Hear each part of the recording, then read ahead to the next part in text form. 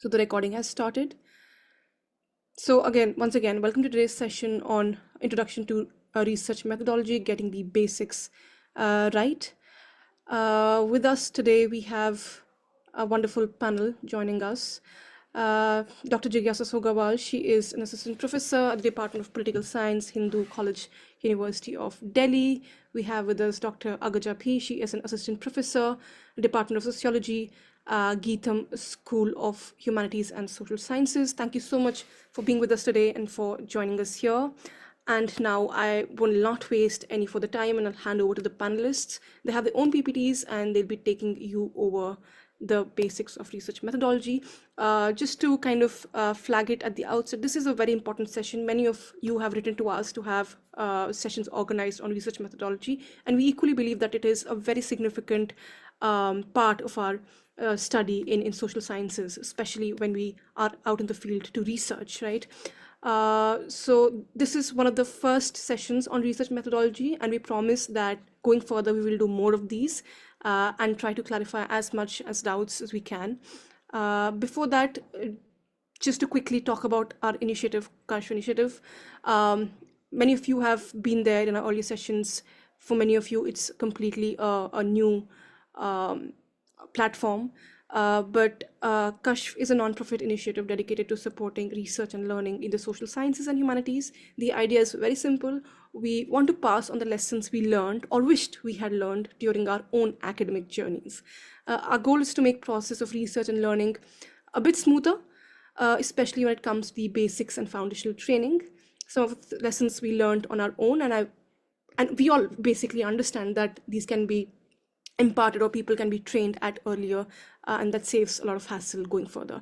So to achieve this, we plan to offer sessions on research writing, methodology, research tools, while also creating spaces to review and showcase the research work. You can obviously visit our website to learn more about our learning scheme, scope of our work, as well as the upcoming session.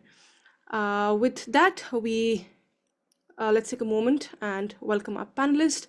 And over to the panelist. Jigyasa, I think you're going first, right? Okay. Am I audible? You are audible. Definitely. Okay.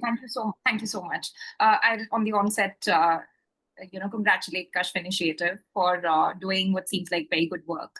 I would also like to thank the organizers here, Sana and Vidushi, for getting in touch. And I'm most grateful and thankful for this opportunity to at least speak about some of the things that have been important. As Sana just pointed out, I mean, probably where the research question begins and how do you then go about talking about research methodology. So also in some sense, this also is helping me to get back to some of the questions that perhaps remained unanswered in the first or the second time that probably we had gone back to thinking about what is research methodology and how do we crack the code. So thank you so much, KashfInitiative. What I'm going to do today is I'm going to talk to you about, and I'm going to start sharing my screen, which I would request you to tell me if it happens. And we can see the screen, yeah. Okay. Just a second. So what I do is I do a play, but I was told something that I need to do, which, okay, just a second. I think I've been able to, but let's hope that it stays this way. All right. So what do we want to talk about when we talk about research methodology?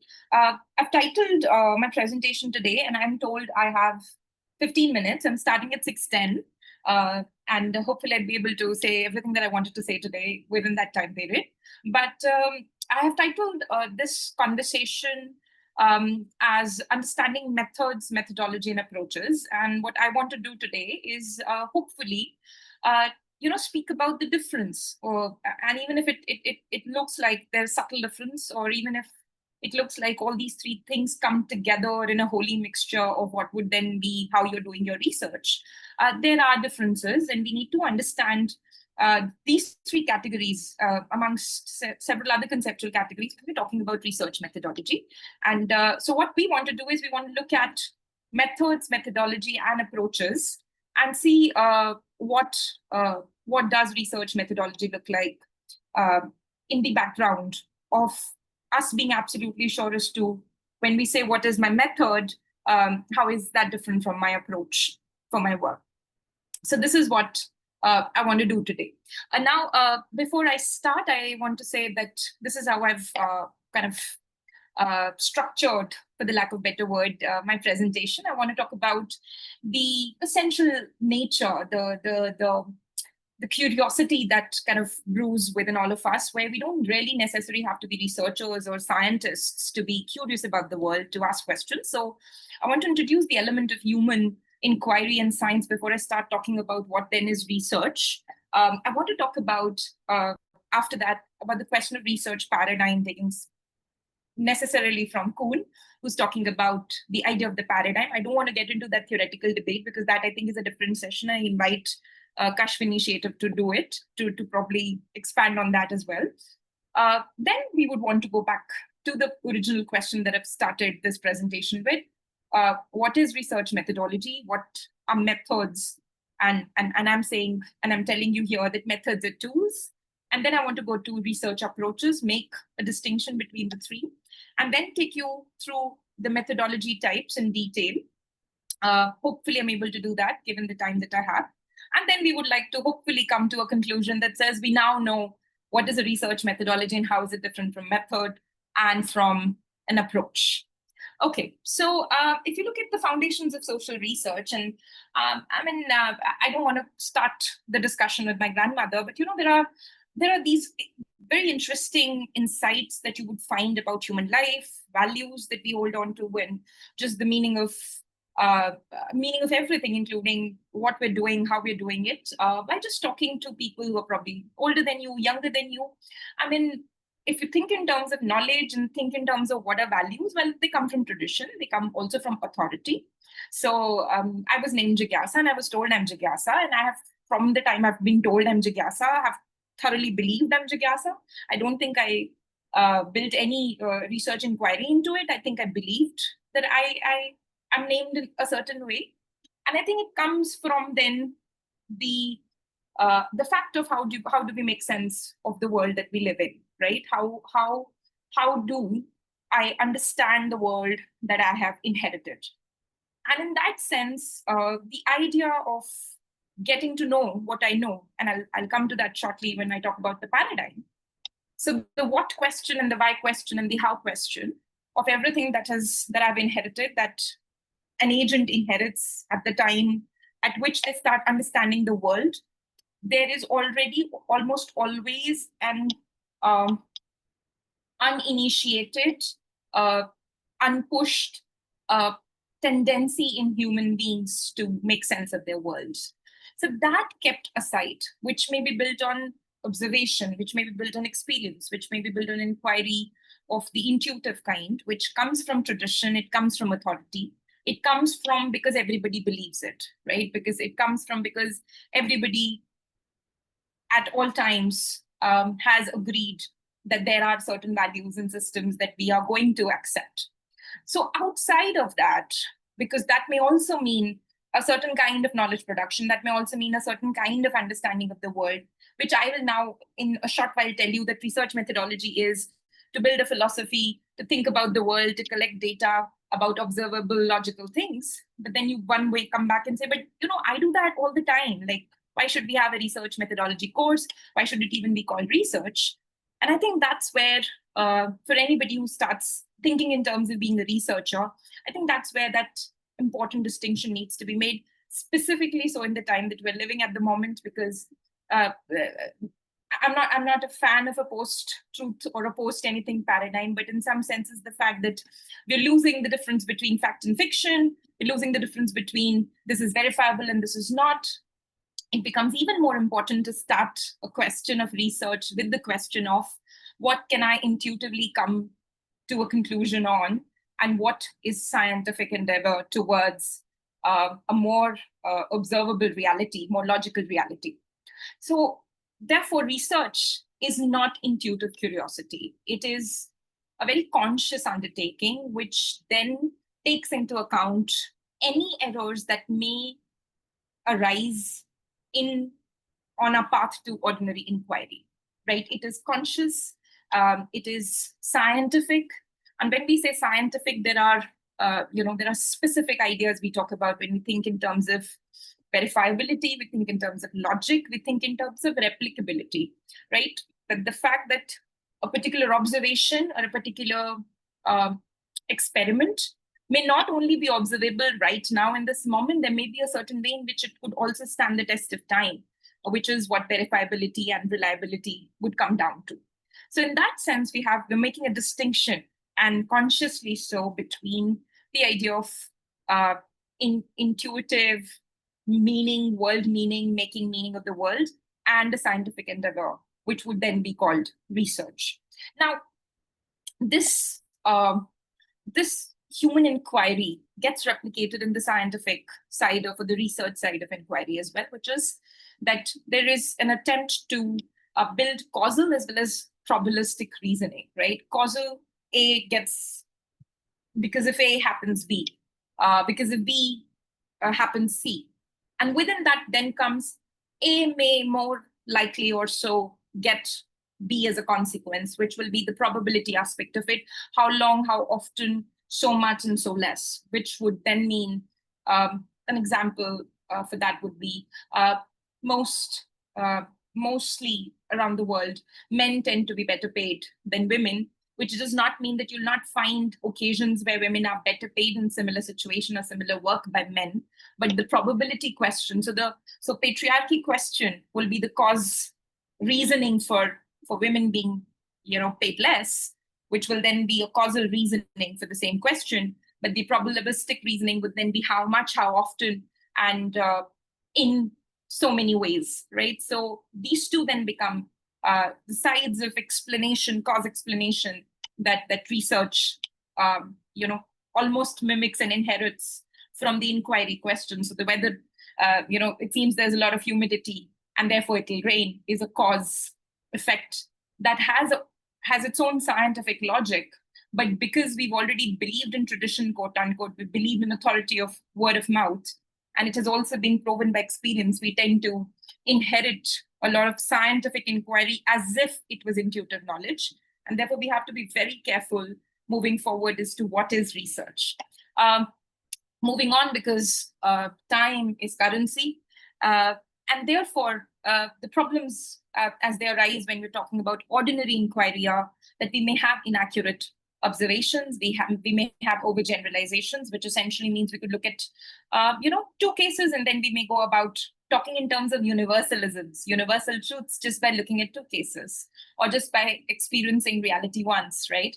So if you see a white crow, and it's an example that's probably overused, like overgeneralization, which is if you see one white crow, and you start saying, well, all crows are white. So this overgeneralization is possible intuitively, but it cannot be done, and it won't be allowed when we look at research. So there could be selective observation, there could be logical reasoning, there could be a lot of, and logic in itself is a whole philosophical question, which again, I invite Kash to sort of spend more time on in terms of research method. But some of these ordinary errors make for a case where intuitive knowledge or just human inquiry into everything is an unreliable source for research methods. So having posed those questions, what do we do about certain traditional knowledges? For example, we are not arguing certain very important value systems when we talk about research. Of course, you can ask paradigm shifting questions, but most research usually happens within a paradigm. What I'm trying to argue here is, how much of it can I question? Where will my research begin? Will it begin at the human existence itself? Can I ask a question? Can my hypothesis be human beings are not human beings? Or human beings are not what usually is understood to be human beings at this moment, which is that there's a certain vitality to human being. Something to be called living has to have these conditions. And if we start questioning at the level of what is already understood to be certain given truths, a certain given reality, can we do that? Can that be research to alter the very fundamentals of what is understood to be known knowledge? Or research comes out of certain aspects of the fundamental knowledge that is available, how much of research is possible. Now, the interesting thing about the value and the fact, and I'm cautious of making that distinction, but for simplification's sake, is that within the realm of pure theory, in terms of ideas, we can debate and we can talk about theoretical, specific theoretical theory has specificity. So you can think in terms of specific questions, but there's a certain way that paradigms have to be. They may not be sacrosanct, but paradigms have to be respected, or one has to be mindful of what a paradigm is when one is looking at research, because that would then inform a lot of your research methodology. Moving on to the question of paradigms, right? So if you look at paradigms, they basically refer to an overarching framework, right? It's like the meta reality of sorts. And it's a model that within which usually an inquiry is conducted. So certain things are pre-given within a paradigm because there's already work that has happened up until now. So you don't have to start from the scratch. And these a set of assumptions, a set of concepts, set values that a paradigm holds, including practices for that. So there's a certain way in which democracy is part of the liberal order, and then modernity cost for a certain paradigm shift, and at least in the way we think about, say, power or human beings or human relations or human rights. So certain assumptions and concepts and values have already been taken into consideration. And then what needs to be done is then we work in three ologies, as one would call it. The idea of ontology, epistemology, coming from the question of episteme or knowledge, and methodology, which is what is the nature of reality? What question, right? That this is what I know, and how do I know what I know? Then we come to the nature of knowledge in epistemology, and how do we gain that knowledge? And then the method part, which is the focus here, would be about finding an appropriate way, finding an appropriate method to study this knowledge. And within this frame, when we open the question of methodology, I'm situating, and I'm willing to answer more questions about paradigms later, but within this frame where the what and how do we gain the knowledge about this what as it is, and how do we then, what will be the tools that I would have for me to study this knowledge, study the fact of reality. When these three things, the approaches, the method, the methodology, then would play out in the realm of the question that you choose to kind of configure, right? So what is research methodology? It's a systemic framework which will guide your design. It is going to be, it's going to guide whether or not it'll form itself in a way where your investigation, and it is an investigation because you're trying to find the nature of reality and truth in whichever domain that may be, whether the investigation is valid, it's reliable, it's replicable. Three things: it has to be valid. Does it do what it sets out to do? Is it answering the question it is raising? Then is it reliable? Have enough tools been employed? Can it show proof? Can it prove itself in the way it has turned out? And can it be can be replicable? Can it, in another context, given the same parameters and variables, will it produce similar results? Right. So there may be principles, procedures, techniques, and within the methodology bit comes the method bit, which is what methods would one use. Now, there are two major components to methodology. One is the logic, and the other is the tool. So the tool actually is the method part. So methodology and methods are two different things. Methodology would reflect the philosophical orientation of the project. It would reflect the research goals. It would reflect the kind of question that one is raising. Tools would be methods, which is to say that they will cater to the specific philosophical life world of the research. And therefore, depending on what kind of paradigm one is working in, and then within that paradigm, what kind of philosophical universe the question is addressing, methods would then come out of that. So if there is an election-related study in which one wants to see which variables in terms of, say, social benefit have helped, a particular party increase its vote share, we're essentially looking at a universe that is speaking in terms of strengthening of democracy. One could be that, but a universe which is looking at elections and the relationship between electoral success and social welfare. And therefore, quantitative method, which is a tool, will come in very handy in a research of this sort. So quantitative method is a tool. It is not your methodology. Your methodology is to understand the role of elections in democracy, and then the design will flow from a method that may be quantitative in nature. So methods are techniques, they're procedures that help you gather or analyze your data. And your data could be anything. It could be a field note, it could be a field survey, it could be an interview, it could be a movie, it could be anything. It could be a book, it could be literature, so any material that may help you make sense in terms of, again, validity, reliability, replicability can form part of your data set. And techniques will then, because you can't have a quantitative method for, say, a data set, which is, say, a movie, unless, of course, you're specifically looking at, say, number of times a particular word was used in that movie. I mean, that is also possible, in which case it will be a quantitative study of a movie. So a technique or a procedure is usually a method.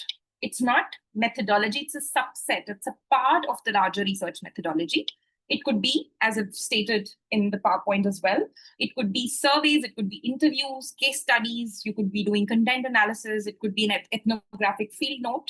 So method is extremely specific to the research in question, to the data set in question, very specific to the site of study.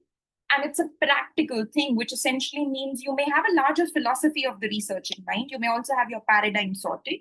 You may know what questions you're asking. But it is possible that when you reach your field, you may employ different methods. So methods are a more pragmatic or a more practical thing. But usually research methodology is less flowy, less pragmatic, less practical, and more theoretical, more framework-like, and more sorted in comparison. Okay, I don't have my time anymore, but I'm going to just quickly say the things that I want to say. Approach is a less broader term for methodology, but it also speaks very specifically to the direction of the research. And I use this a very physics example of the scalar and the vector entities. So if research methodology is a scalar entity, approach is a very vector problem, which is it lends direction to the larger philosophical question. And it's a broad orientation, which essentially means that your research methodology will need to have an approach which guides its direction. It could mean a lot of things and could come back based off whether you're going to be a more measurement-oriented, a more objectivity-oriented study, or it's going to be something that is doing content analysis or trying to make meaning, or it's interpretive, or it's focusing on constructive ideas. So now there's a very, very, very tricky difference between how does orientation make any sense in the context of the research methodology, which is talking about the larger philosophy. Basically, it's about the scope of these two. Methodology is broader in scope. An approach would be, again, a subset of a part of your methodology question. An approach would help you, it's almost like taper your research from time to time, also based on feedback. So if there are questions that emerge on your field, which you had not, say, preempted or which weren't part of your initial assumptions, then the research approach helps you, move directions and incorporate what was earlier not thought of or what was not part of the larger design within research methodology. And hence, therefore, the task that I undertook is that methods are tools and techniques which answer this very specific question of what do I do? How will it be done? Methodology takes the rationale and the philosophy question, answers that bit. So why am I doing what am I doing? And how will then I do, which essentially means that the method question is a sub-question, sub-concern within the larger methodology bit. And then the approach is about the direction of your research, which is a broader orientation. It's less specific than, say, a question of theory. You may use a theoretical frame, but theoretical frames are very specific to one idea or a set of ideas, and they may be within the realm of just ideas as well. Approach within the research methodology question takes care of the direction of the question, which is what orientation this question and this work will take. Do I have time? Tell me how much can I do? You can take 5 more minutes, it's fine. All right. Thank you so much. So these are the methodological categories, and all of them have then corresponding methodology, method, and approach, which sometimes are used in isolation. So there could be a study which is entirely quantitative. Usually it does not happen like that, but it's possible. But then you could have study which is using mixed methods. You could have a study which is a case study, which also is an ethnographic. So ethnography and case study could work together. Hermeneutics could work perfectly well with qualitative study. So these may be methodological ways of approaching your research in isolation or together. Now, they're all very different things. And with 5 minutes at hand, I'm going to do the best I can do in terms of pushing the 3 distinctions that I just made. So if you look at the quantitative method, and I think it's a more known method, quote unquote, known being the operative word, focuses on the question of measurement, right? Objectivity, which is a yes-no kind of questions, usually are better understood through quantitative. Objective also in terms of 1, 2, 3, 4, where there are clear answers. There is mostly statistics, numbers involved, and usually are very good, philosophically speaking, to establish causality. A causes B, B causes C, C causes Z, X, Y, Z, right? So tools usually are surveys or experiments, statistics. Very number-heavy work is quantitative. And positivism and post-positivism could be looked at. Again, positivism itself is a different session, but usually the scientific side of it, which says, well, you can control the outcome of something, predict because you can predict it. You can predict it because you can calculate it. And you can calculate it because you have a method to check for its numbers. Qualitative, on the other side, is more meaning specific, more context specific, more experience specific, things that do not have yes or no answers, things that take time in terms of there could be multiple interpretations that may also need you to have more than one kind of knowledge, right? Do you have an Aadhaar card? That's a very quantitative question, yes and no. You don't have an Aadhaar card, why don't you have it? Now that still may have quantitative answers, but how do you feel about it? In what conditions was it made? Which authority made it? Then there could be a whole story, right? So interviews, one-on-one interviews, focus group interviews, content analysis, all of this fills right into qualitative method.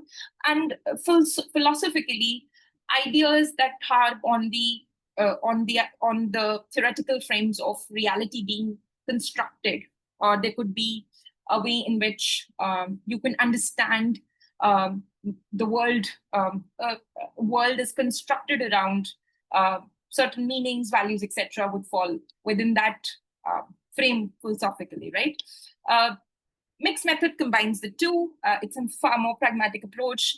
A realist approach wants to take both positivist and social constructivist view at a certain point of time, and it has a whole history. When this emerges, you suddenly realize, no, it's not possible. It's a post-World War history that kind of speaks to a new, renewed way in which mixed methodology approach began to take some credence, which essentially is coming together of both quantitative aspects as well as qualitative aspects. Critical methodology would go one step further and would want to inquire into the question of power itself. And therefore, you would have the focus on concepts like inequality, emancipation, power, and it's not difficult to guess the philosophy that kind of takes this kind of framing critical theory, critical race theories, post-colonial theories, Marxist theories, of course, and they are use different kind of tools. Does not mean that quantitative and qualitative tools cannot form part of critical methodology. They can, and usually they do sit together. But it's the discourse analysis and the participatory, a kind of analysis that helps better understand these questions. Because what you're looking at is you're looking at the existing information of the what and the why, the question of the episteme and the question of the ontological from a critical lens. Action research, again, has to do with, as the name suggests, it does not necessarily. So when we come to ethnographic, which is a slide that I've moved, it's actually participant observation, right? So you're observing as you participate. But as I go in the previous slide, action research would involve active action and planning while observing and reflecting. So this is a more agent-oriented research, and it again is used to, as you can understand, it may be used for building policy initiatives and frameworks, because that requires you to actually test something before you can, speak about it in terms of a paradigm or a theory or a prescription. So it comes from the understanding of you need to be in action to be able to understand that. So in that sense, a lot of management spaces use action research as a methodology. Ethnographic, mostly in the realm of cultural practices, and mostly in the realm of trying to understand social meaning. And sociology uses ethnographic methodology tremendously. In fact, a lot of political sociology and sociology that caters to history as a method also uses ethnographic methodology considerably. It requires you to be on the field a lot, requires you to participate as an observer, and also maintain that distance from the field that you're at. And the example that I've here taken here is of constructivism, but several other philosophical modes could also play a role. So if you're looking at, say, a Paris commune at some point of time, and you're doing an ethnographic methodology, using an ethnographic methodology there, you may actually need to look at Marxism and may actually need to think in terms of communist and Marxist ideas as they play out, if they play out in your field. So it's not just one philosophical idea, but your field would also speak back to you in terms of the philosophy that you have to build. And therefore, the three questions of the approach, the methodology, and the method are constantly related to each other. Phenomenological methodology, coming from people like Ponti, etc., think in terms of lived experience. Now, this is different from action experience. It's different from participant experience.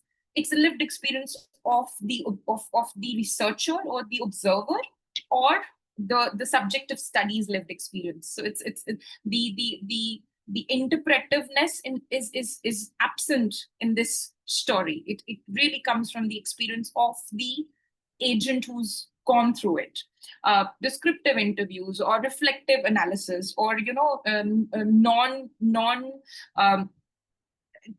free-flowing discussions where the interviewer does not interject, non-interjective free associations. And I'm not talking about the psychology, the therapist free association, the psychology is a different, no. This is a very different kind of, a Dalit autobiography or a queer autobiography could be good data sets for this kind of phenomenological methodology, where it's not necessarily tainted by or propelled by a questioning format. So the agent, in this case, the researcher in this case, a little away from the lived experience of the subject.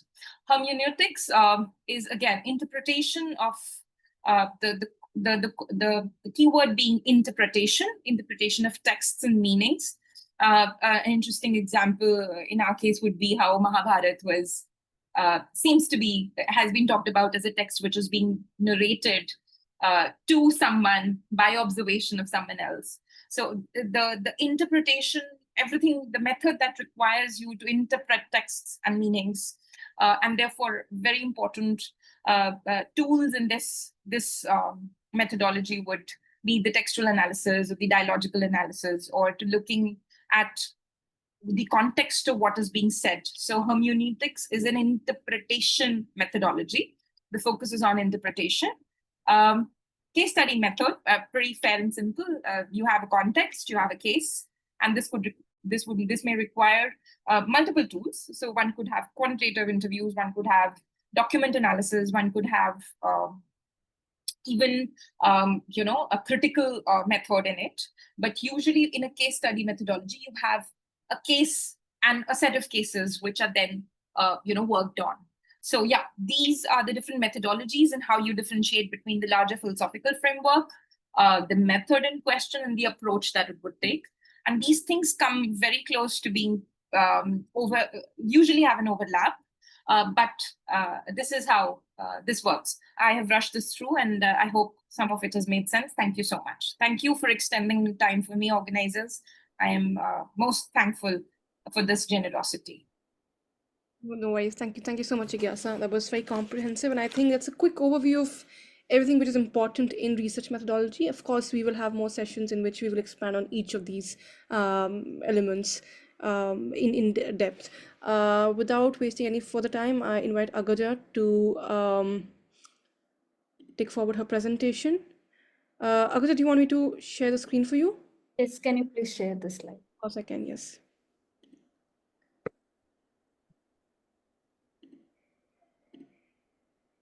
Can you see the screen, Agaja? Yeah. Perfect. Go ahead, please. Thank you. Hello, everyone. Good evening. I am Dr. Agaja. So I'm currently working at Sociology department in GITAM University, Bengaluru campus.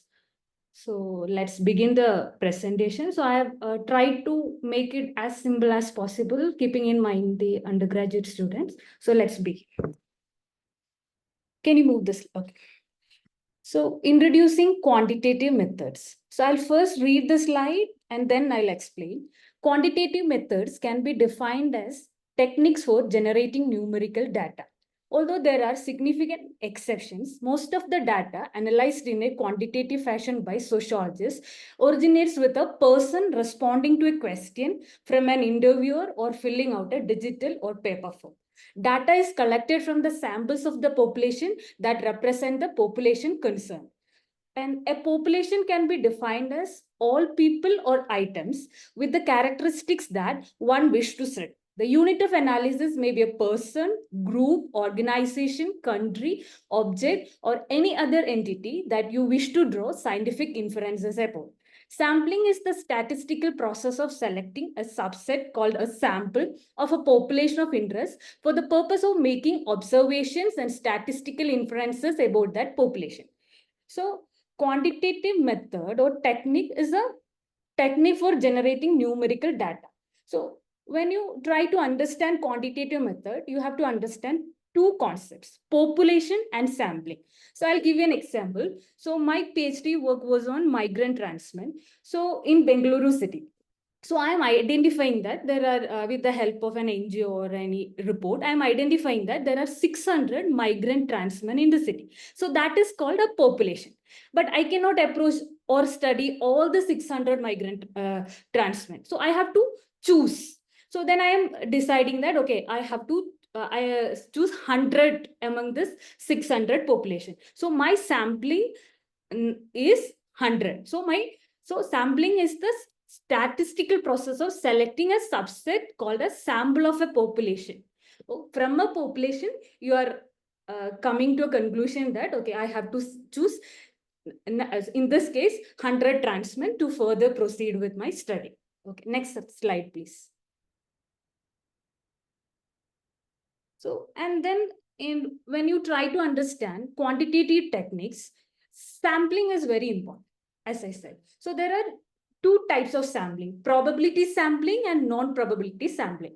So probability sampling is a technique in which every unit in the population has a chance of being selected in the sample, and this chance can be accurately determined. Types include simple random sampling, systematic sampling, stratified sampling. Simple random sampling, I'll give you an example. So I'm studying 400 firms in a city. So there are population is 400. Then I'm deciding that, okay, I will choose 100 firms from this. So I'm randomly choosing this 100 firms. So this is called simple random sampling. And when it comes to systematic random sampling, okay, there are 400 firms. Then there are total 400 firms, and then I want to choose 100. So I am dividing 400 by 100, 4. So then from this 400 list, I am choosing one sample. Then every fourth sample I am choosing until I get 100 firms. So this is called systematic sampling. And then coming to stratified sampling. So among this 400 list, there are large firms, medium firms, small firms. Like that, I'm categorizing and choosing this the 100 sample from that list. So this is called stratified sampling. Next slide, please.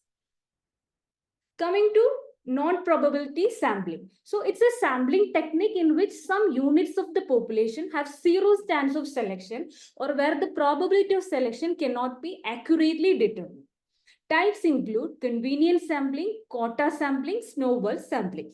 So convenience sampling, I'll give you an example. So as in this, a sample is drawn from part of population that's close to your hand. Example, so you want to study the gender equality in the malls. So how gender equality is practiced inside the malls. So then you are choosing a mall that is near to you. And then you're standing outside the mall, distributing the questionnaire, and then trying to gather or collect the data. But think that one of the drawbacks is that, so if that mall is close to a university, most of the population would be university students. So in that case, that sample might not represent the actual social situation. So when you are choosing convenience sampling, you have to be careful. Now coming to quota sampling.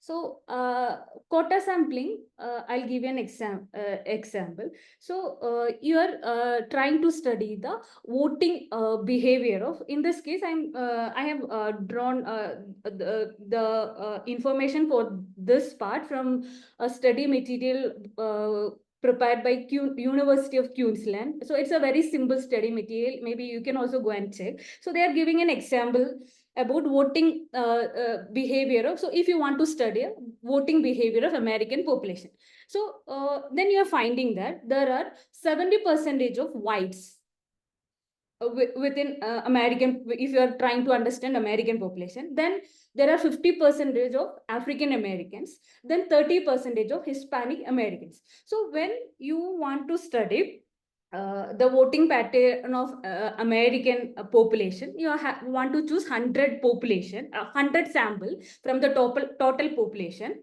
Then you can only collect 15 samples from African Americans and 13 from Hispanic Americans, because that is, you have to be proportionate when you choose this quota sampling. But within quota sampling, there is non-proportionate sampling also, where you don't have to follow this proportion. You can choose 15 from whites, 50 from whites, 50 from African Americans, 50 from Hispanic Americans. So like that also you can choose, which is called non-proportionate quota sampling. And now coming to snowball sampling. So it's a method used to reach out to hard to reach population. So you start by identifying a few respondents that match the criteria for inclusion, and then ask them to recommend the others they know. For example, for my study, I have used this approach, snowball sampling. So I knew a transman before. So I approached him and I requested him, can you recommend your friends? So he recommended his friends and they recommended their friends. Like that, I have expanded my sample size. So snowball sampling is a technique used in qualitative research to reach out to hard to reach population. Next slide, please.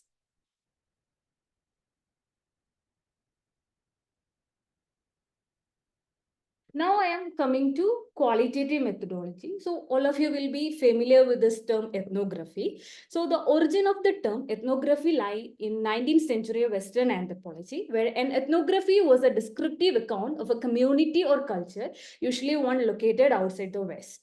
So at that time, ethnography was contrasted with and was usually seen as complementary to ethnology, which referred to the historical and comparative analysis of non-Western societies and cultures.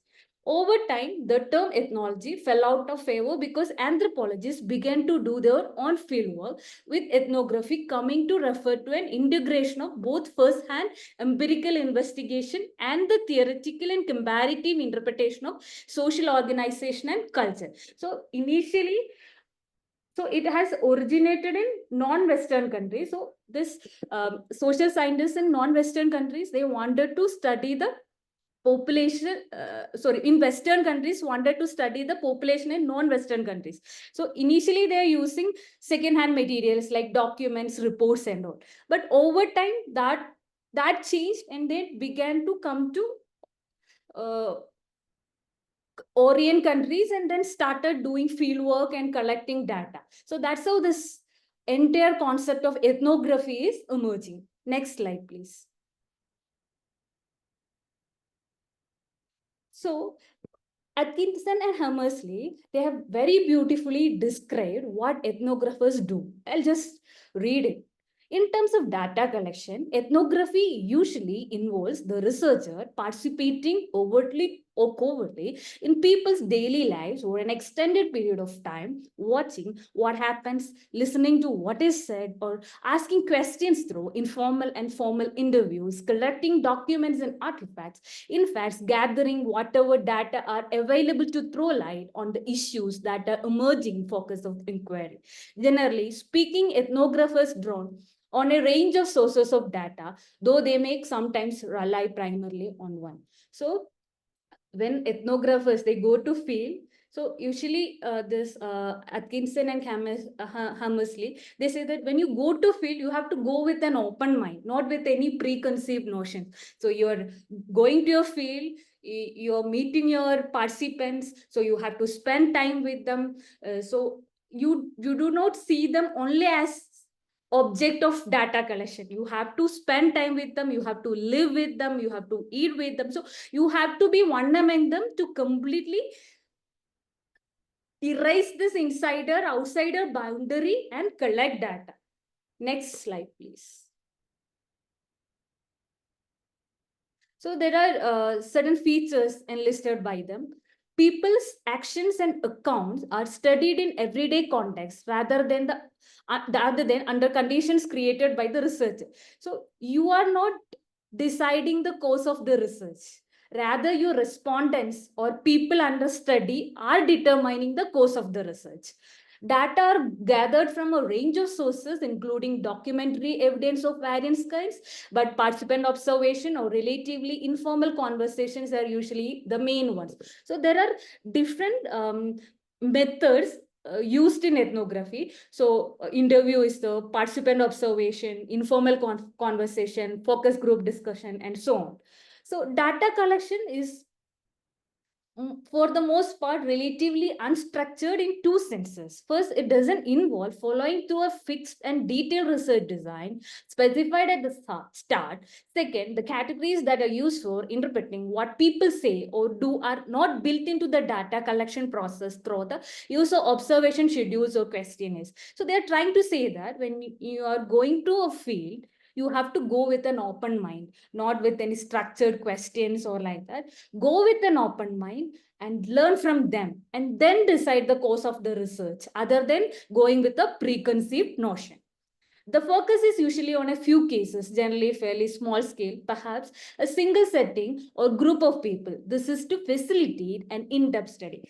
Okay, so in quantitative research, you choose 1,000 population, 400 population, like that. But when it comes to qualitative study, you can choose 5 people, 6 people, or 10 people, depending upon the need. It's not, number doesn't determine your qualitative study. So it can be a very small sample also. So in that sense, qualitative approach is very much different from that of quantitative approach. In quantitative approach, you prepare questionnaire, survey, and so on. But in qualitative, you use certain methods, go to the field, spend time with them, and then gather data for your research. Next slide, please. So Okay, so fieldwork usually required living with a group of people for extended periods, often over the course of a year or more, in order to document and interpret the distinctive way of life and the beliefs and values integral to it. So I have drawn this from Atkinson and Hammersley. So it's the title of the work is Ethnography Principles and Practice. It's a very simple and wonderful book on how to do ethnography. I recommend all of you to go back and read it. It's very interesting and it's very simple. It helps you to understand what ethnography and qualitative methodology is. So when you are doing fieldwork, usually it's expected from you that you have to spend at least 1 year maximum. But usually when I did my PhD from IIT Bombay. So our teachers used to say, including supervisor, they used to say that minimum 8 to 12 months you have to spend in the field. So usually we consider that time window, 8 to 12 months. Next slide, please. So I had mentioned earlier that there are different qualitative methods. The first one is interview. So within interview, there are different types of interviews: structured, semi-structured, unstructured. Structured means, for example, in my study, I wanted to interview transmen. So when I'm going to interview transmen, I do have questions prepared already, and then I am approaching them. So questions already prepared is called structured. So then using that question, if you're interviewing them, it's called structured interview. Semi-structured means you will have some questions with you, and then when you meet them, you may, considering the situation, you may add more questions or you may ask more questions. Unstructured means you go without any kind of questions. When you interview, you listen to them and then you add more questions during that time. Participant observation. Participant observation is a very important method in sociology and anthropology. So participant observation simply means you go to the field and you observe the population you are studying. So you spend time with them, you observe what do they do, with whom they interact, their social life, how do their everyday life is organized. So you do observe them. Then so there is a very good example of participant observation. So Clifford Geertz' work on interpretation of culture. So with this work explains the conch fight in Indonesia. So this work is a very good example of participant observation. And now coming to focus group discussion. So I'll give you an example. So for example, if I'm working on, so my area is gender studies. So the example I'll be giving more of related to this. So uh, for example, think that I'm working on hijra persons in an NGO setup. So I'm going to that NGO. So I'm finding 20 hijras there. So from them, I'm choosing 5 hijras. And then we are sitting in a group. And then I am conducting the interview or a discussion. This is called focus group discussion. So you have in this particular example, I have 5 hijras with me. So I'm sitting among them and then I'm conducting the discussion. This is called the focus group discussion. And then the next one is informal conversations. So informal conversation means you go to the field, you don't have any questions or you're not interviewing them. You're just having conversation. You are spending more time with them and you are having casual conversations with them. And through that, you are trying to understand their life.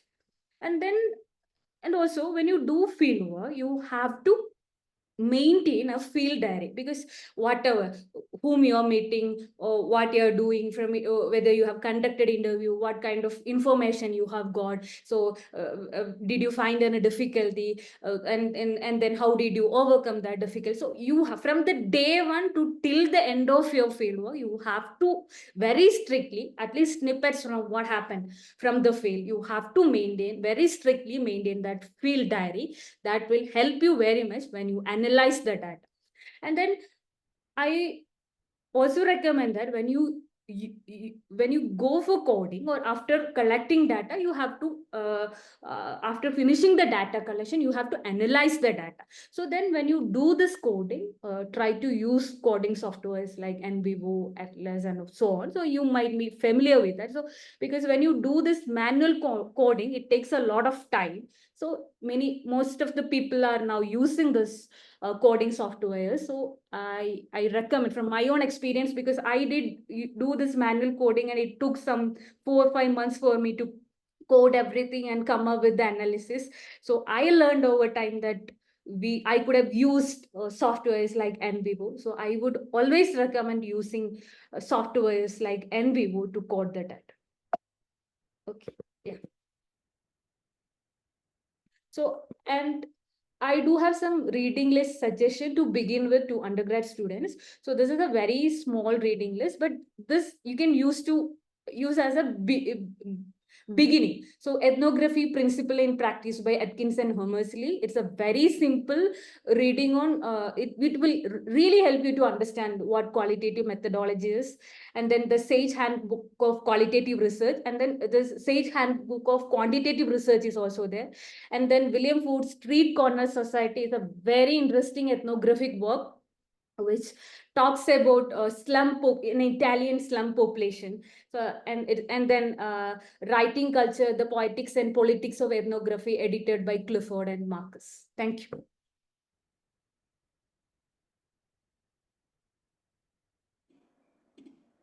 Thank you so much, Agaja, for that presentation. And I hope that, so the idea was that, Jigyasa would cover the larger philosophical questions for research methodology, and then kind of briefly take you through the difference between methodology approaches, and Agaja would quickly tell you something about methods in particular, quantitative and qualitative, which is very successfully done, I believe. So if you have questions, this is the time to raise your questions. As we always say, no question is stupid question. So this is the time, because I know and I understand that research methodology has always been a bit of a puzzle for all of us. So this is your chance. If you want to ask questions directly, you can raise your hand. Otherwise, you can always ask questions in the chat box, and we'll take them as it comes. But just before that, quickly to top this all up, the easiest analogy that I've been using to understand the difference between approach, methodology, methods, what do they really mean is, I've recorded Swati, just coming to you, is to remember that let's imagine a project of cleaning a room, right? Let's keep it simple, like you have to clean a room. Your research methodology would really be this overarching umbrella under which you think, why are you cleaning that room? In what ways? What order? What is the purpose of this room cleaning, right? All of those philosophical, let's say not philosophical, but okay, iterative questions that have come up. And your research question essentially will guide the research methodology. Approach would be, so if I have to clean this room in, like, say, 10 minutes, what is the best possible way to do it? Like the best possible and most effective way to do it. So I could think of, okay, let me just quickly tidy up the room. Let me maybe do a diagonal cleaning. Let me maybe deep clean if I have time, right? And methods are simply your tools to do that, really, tools to collect and analyze data, but here the tools to really clean that room up. So, okay, should I just do a quick dusting, or should I just use vacuum cleaner? Should I just mop it quickly? Those are your tools. So what are the best possible ways with which you can clean the room, and what are the best possible tools which will help you achieve in cleaning the room the way you want to, right? So that's how your approach, methodology, and methods kind of overplay into each other. So I do see we have questions, so I'll just go back to these questions, which is the important bit. Swati Muthu, do you want to ask a question? I see a raised hand, and then I'll go to the chat questions. Hi, I really like both the sessions. I think I learned a lot, and thank you so much. So I have a question for Agaja.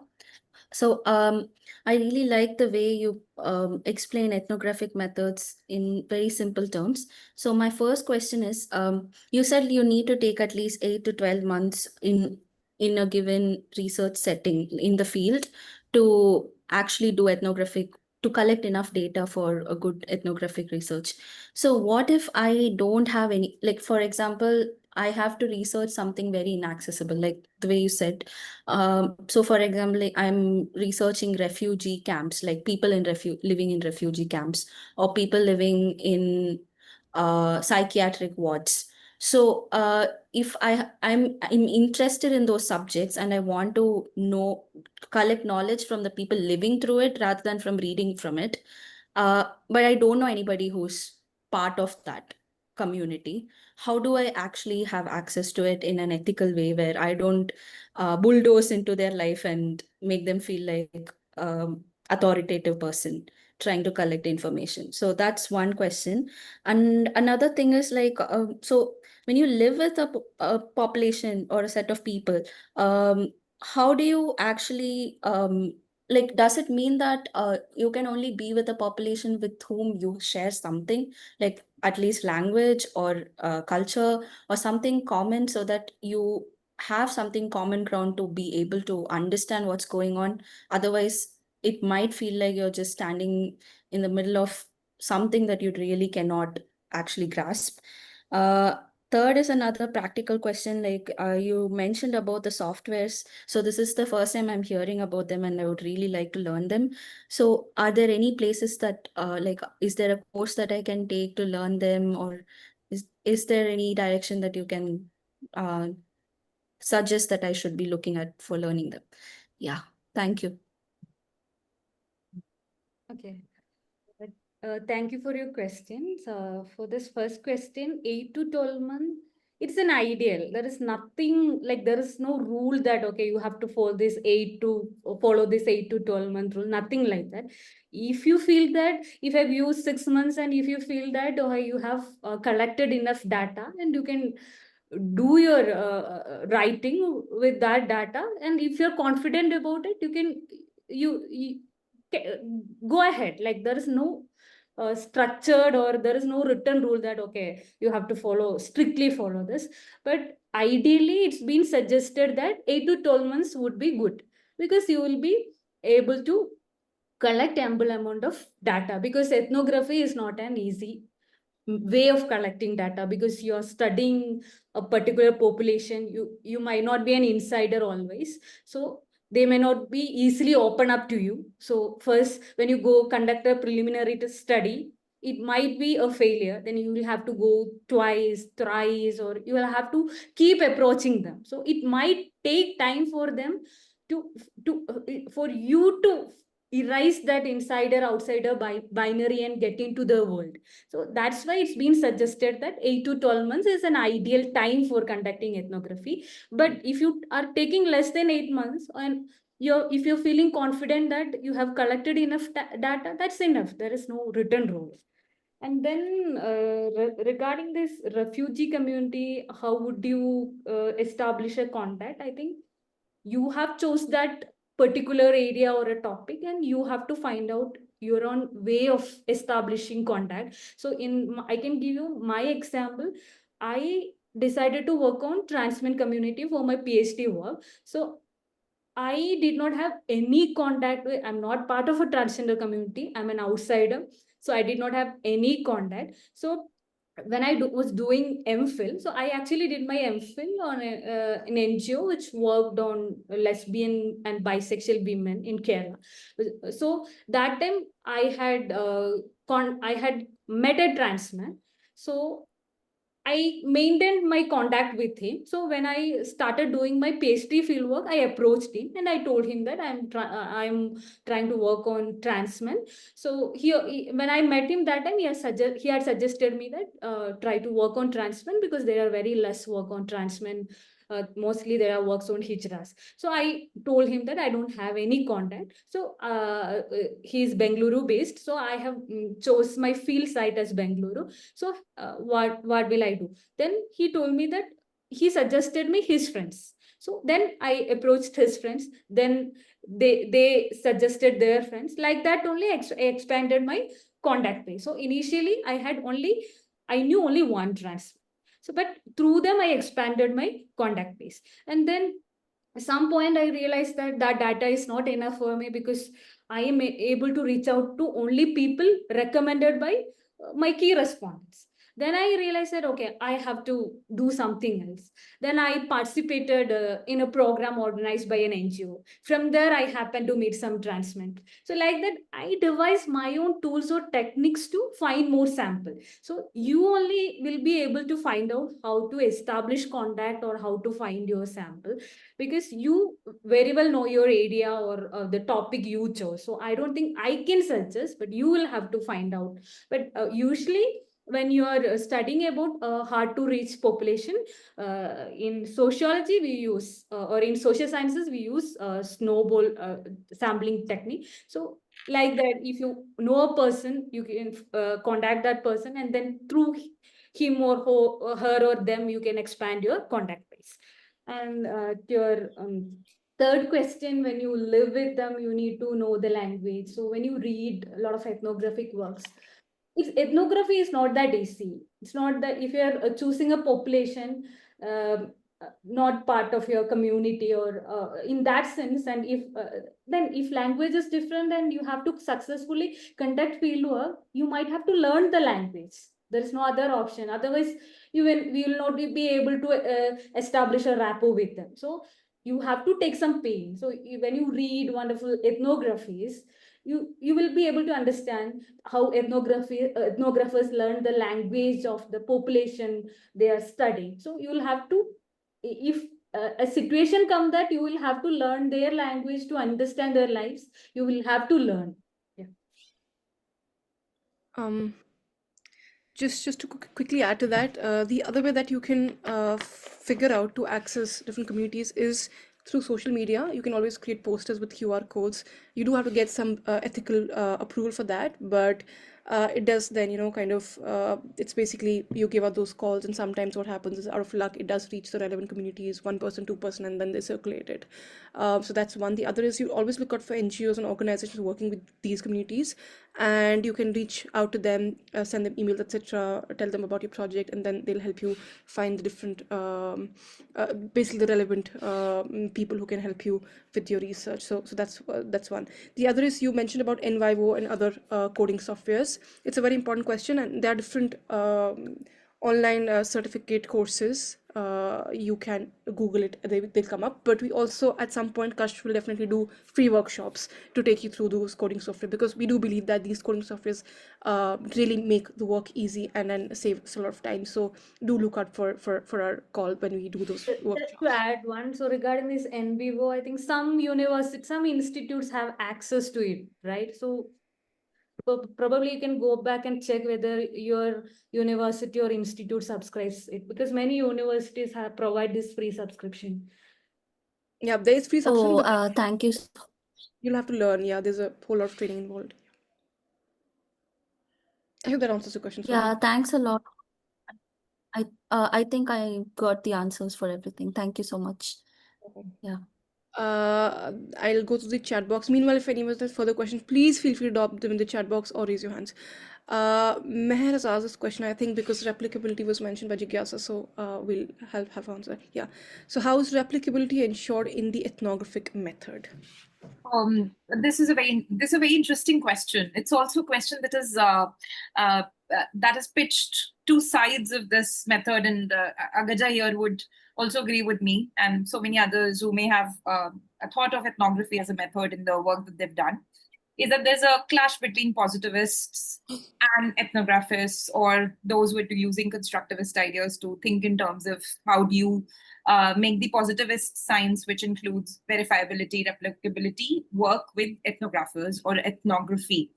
I think the idea that comes very close to replicability in that sense would be transference, or resemblance, or relevance. And I think with subjective research, with research that is more within the realm of qualitative, there will not be possible in terms of exact replicability. But what I meant, and what could then be read within ethnographic method, would be something to the effect of that if another researcher, given all the parameters that there may be, goes to the same field in the same time to do an ethnographic study, would not come back with a completely different understanding, which essentially is to say that guesses have to be minimized, that there's a certain way in which ethnography has to be done with minimum voice of the researcher, and that researcher needs to be ready to come to the field with a certain level of neutrality, quote unquote. Now, it's desirable that ethnographic work, or for that matter, work that is qualitative in nature, comes close to replicability, but may or may not always be the case, especially in the case of ethnography. And therefore, similar sounding concepts which come close to replicability then would be transference, without saying that there's a certain way in which this aspect of research methodology seems to be in a certain kind of debate with positivist science, which speaks in terms of very lab oriented scientific study material, because there's a certain way in which your biological tools may not undergo change in terms of how they are, what the subject matter that you're working with. But because human beings as subject matters do change, and then the question of agency of the researcher also comes in, and therefore the question of how prepared you need to be when you go to research. Some of the ethnographic studies or works that have used ethnography tend to also speak in terms of how researchers have then educated themselves. And there's a note that you would find that says, well, on the field, this is who I was, this is who I became, and how do I look at myself as a subject who's changed in the process of their ethnographic work. So there's more to it, but then the closest it comes to would be to the concept of relevance and transference, and coming very close to, say, what another ethnographer in the same field would have done.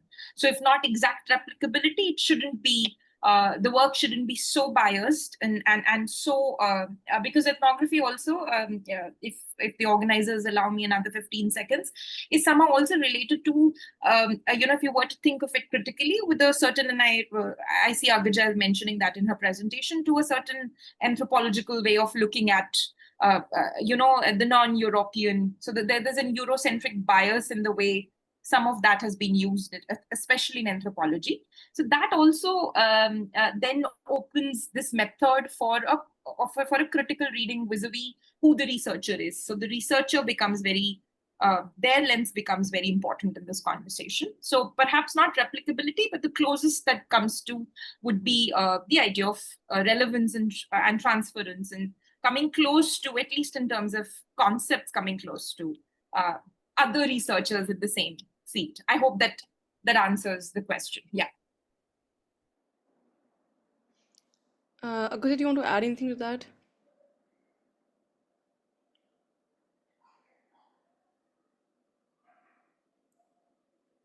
You're on mute, Agaja. I was wondering, do you want to add anything to that? No. All right. Let's go to the next question, which is from Paresh. How informal conversations are different from participatory observations? Agaja, you can take a go first. Yeah. Just okay. So participant observation means you're going to the field and you're observing. So the observation is the key method or tool there. So you're observing their everyday life. For example, if you're, I'm again drawing the example of Hijra community. So if when I'm working on a Hijra community, so I observe their life, like how their daily life is organized. And I'll give you another example. So when this Geets was discussing about cockfight, so in a Indonesian village, so Geets and his wife, so both of them are going to that village. So then he's describing how this cockfight is being conducted. So every nuance of it is being observed. So observation means you're keenly observing how their day-to-day life is organized. What do they do? How do they interact with others? What is the social life? What is the standard of their lives? Everything you observe. But when it comes to informal conversation, you're entering into conversation with them. So that means observation is different, conversation is different. But when you're doing a field research, you can combine both. Like you cannot solely depend upon one method, only participant observation. That won't help you. So observation plus informal conversation might help you. So you're observing your respondent. Then at the same time, you're also engaging in certain kind of conversation. So that might not be a structured kind of a conversation, very casual day-to-day life conversation. So in that sense, observation is observing the community you are studying. Informal conversation means you are having a day-to-day casual conversation with the community you are studying. Jigyasa, do you want to add to that? uh, uh, Alongside what Agaja just put for you, is which is one, the intention, that there is a definitive intent to observe when you're in participant observation. I think there's also a catch to the participant bit. And being a participant, it always seems as if the participant observer may have the lever of the pulley in their hand. In terms of that, informal conversation usually may or may not have a structure, which is true for participant observation also. But as a participant, there is a certain way that in which that intent plays out in terms of, throwing little cues here and there for a conversation to probably tilt or take a certain route, right? So, which may or may not be a case, because there may be a free flowing informality in a conversation that does not have observation at the back of their mind. So, of course, there's an intent for observation, as Agaja just mentioned, but I also think that it's possible for a participant observer to pull the lever in certain directions sometimes, because there's a definitive intent to observe what may happen. So there may be an idea that may be conceived in terms of being a researcher, and then that could form part of the conversation. And informal may or may not actually have that intent or that method to begin with.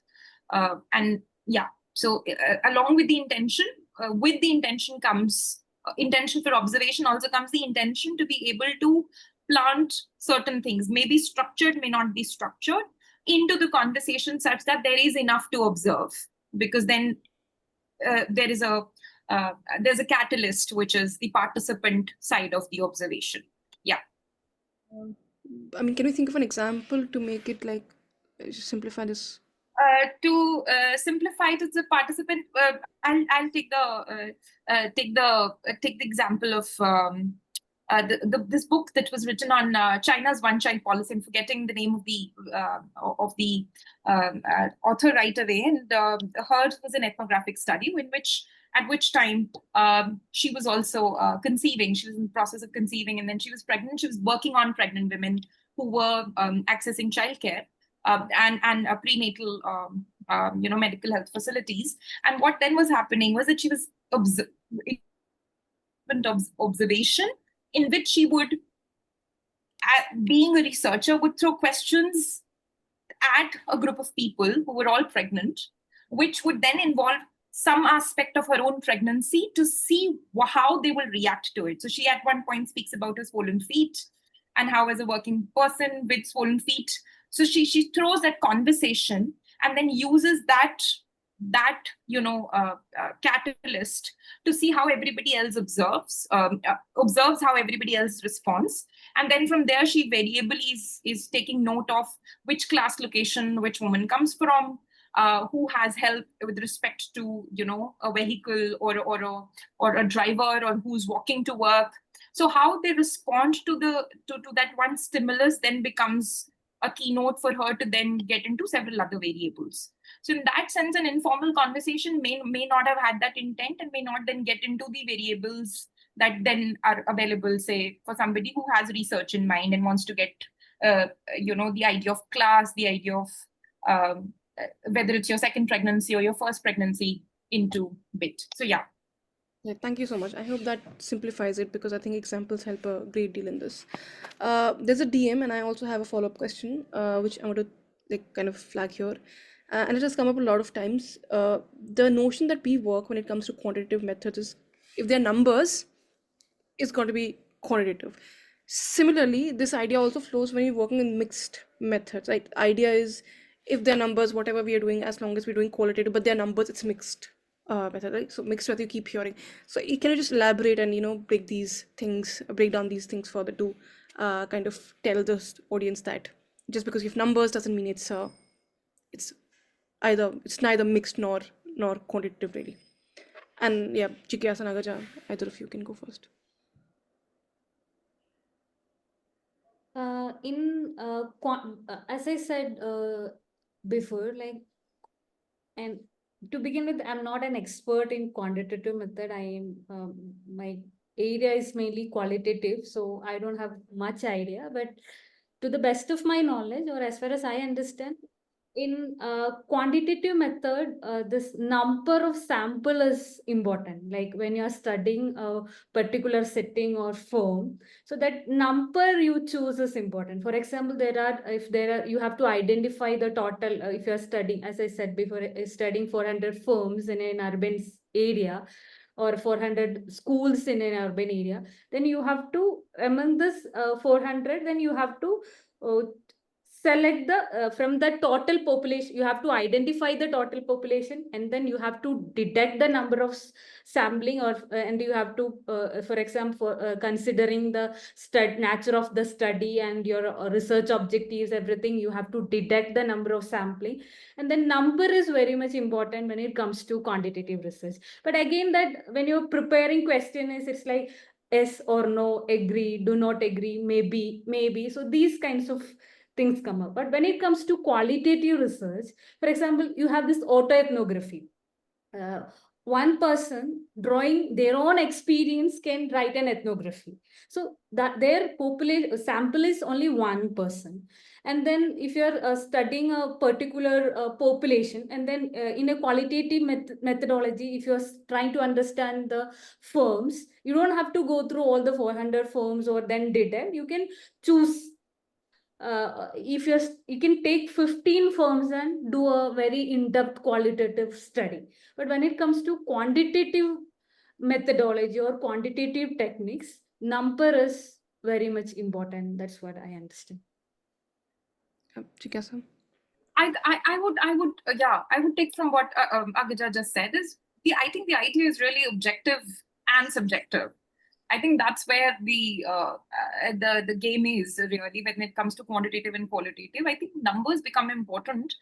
Also in terms of that, a certain kind of study which only deals with numbers and statistics will then lead you to bring in, I mean, it could completely be used to make a very qualitative work possible. It's not that numbers won't push a qualitative study, but unfortunately the reverse isn't true. You can't do a quantitative kind of a work just by, as Agaja, at least we've not been able to do it. So if we, for example, have 5 autoethnographies, we can make a case for a quantitative work, which then speaks of so many numbers have spoken back, and therefore this is a study of these many number of qualitative or autoethnographic works that have come up, or these are phenomenological work. So now we have 10 phenomenological works. So we'll now produce quantitative work out of it.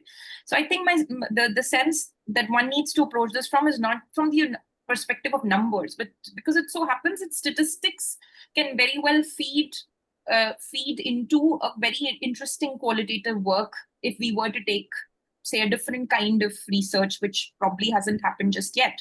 But what is more important in method space would be the question of objectivity and subjectivity. Perhaps that is what was being aimed at when one was looking at quantitative and qualitative.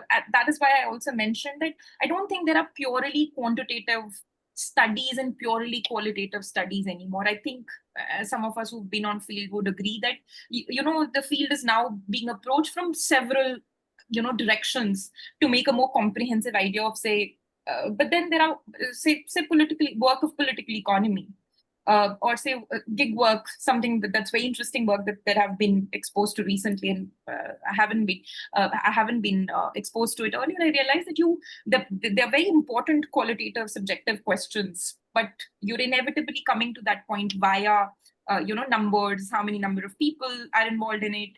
What are the numbers in terms of the kind of overall work that GITAM does? So many so many riders on Amazon, so many riders on Zomato. So that you are making very and then one is talking about organization of labor. So coming to so my sense is that we need to think in terms of certain things can be objectively drawn, and certain things need to be subjectively drawn, which then would mean bringing in the context, bringing in the time, bringing in the approach, and the rest of it. So it's perfectly possible. The answer to that question, it's perfectly possible to have a fairly decent qualitative work based off high numbers. Have we been able to do it? Perhaps not. But to me, it doesn't seem like there are pure types anymore. I think a lot of research that we're doing now seems to be a blend of both subjective, objective, quantitative, and qualitative questions. Yeah. Okay, just to add on. So as you said, so in my study to identify the sample, I've used this quantitative technique called snowball sampling. So once sample is identified, then I use qualitative method. So I can say that so you cannot strictly follow a particular quantitative or qualitative method, like drawing a neat line would be different or difficult. That's what I also agree with. Yeah, and I think this has become more important because we often tend to very simplistically write that, we will use qualitative methods or my work is largely qualitative in nature. When in fact, when you dig deep, it might be just that, yeah, those pure dichotomies are not easy to hold. And I think that's one caution that I would want all of us to kind of attend to and work with. Do we have any further questions? If we have, you can raise your hands or drop any further question in the chat box because we are well over time. So not that we have time for questions, but if not, then we can just wrap it up. This is one of the first few, the first one on the methodology series. But if you don't have any further questions, then we can call it close. So I don't see any further questions, which means I can do the closing remarks. So before we end, I want to extend my heartfelt gratitude to our panelists today for the time and for the valuable insights, for agreeing to do this just at one text. I'm very grateful to this. And to all of you in the audience for your participation. I realize we started with a strong, almost touching 50, but we still have half of the participants with us, even though we're well over time. So thank you so much for that. I would also like to thank the team members of Kash for all the work they put in to make this possible.